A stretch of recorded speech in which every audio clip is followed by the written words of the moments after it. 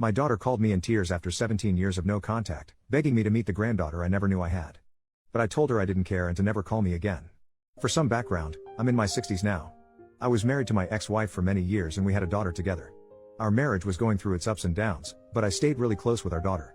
As our marriage was going through its difficulties though, I made a huge mistake that I still regret to this day, probably always will. I started having an affair with my coworker.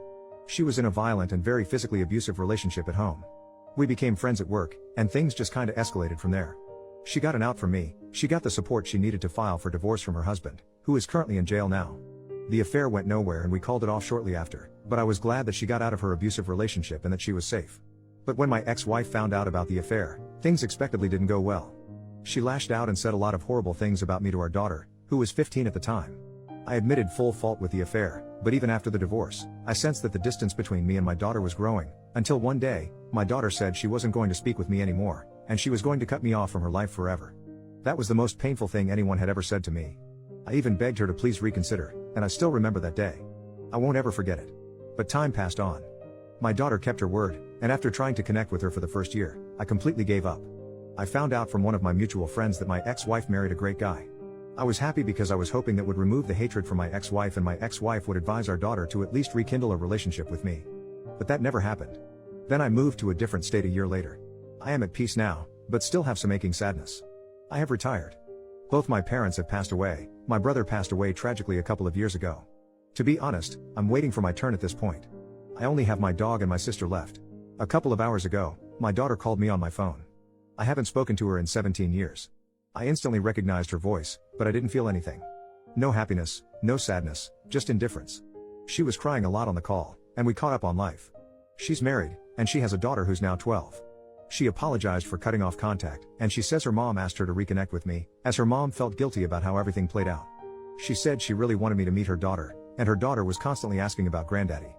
But, I wasn't feeling anything.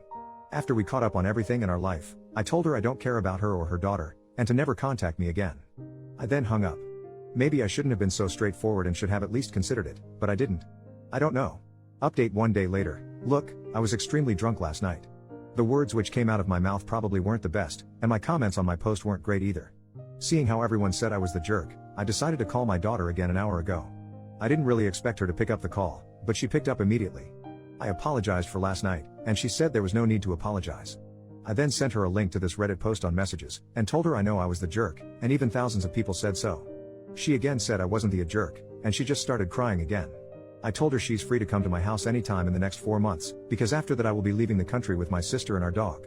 Our parents left us a nice farmhouse in their home country, and we will be spending the rest of our lives there. I sent her my address on messages, and my daughter said she'd come with her husband and her daughter by the end of next week.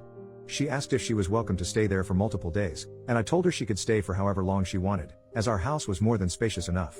Update 2.5 months later, I have moved to the farmland, and am looking forward to spending the rest of my life here with my dog and my sister. It is peaceful and scenic.